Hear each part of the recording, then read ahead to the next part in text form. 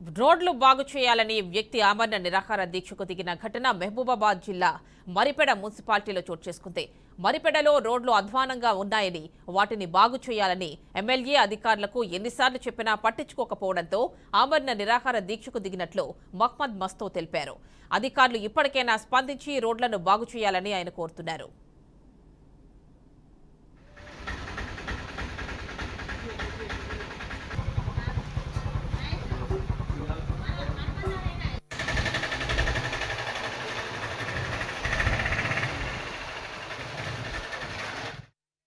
అన్ని వచ్చినా కానీ మా పరిస్థితులు అయితే మారట్లే.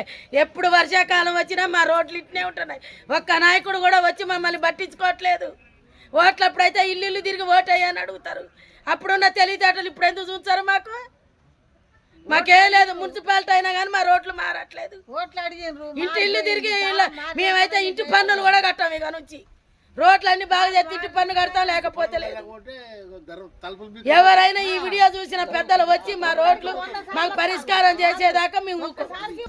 మరిపెడ బంగ్లా పూల బజార్ ఈరోజు నేను నిరాహార దీక్షకు కూర్చున్నాను.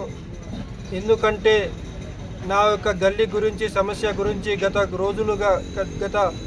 3-4 రోజులుగా నేను అధికారులకి తెలియజేశాను. కానీ వాళ్ళు ఇప్పుడు వరకు ఎలాంటి పట్టించుకోలేదు. అందుకోసం ఈరోజు నేను నిరాహార దీక్ష కూర్చున్నాను.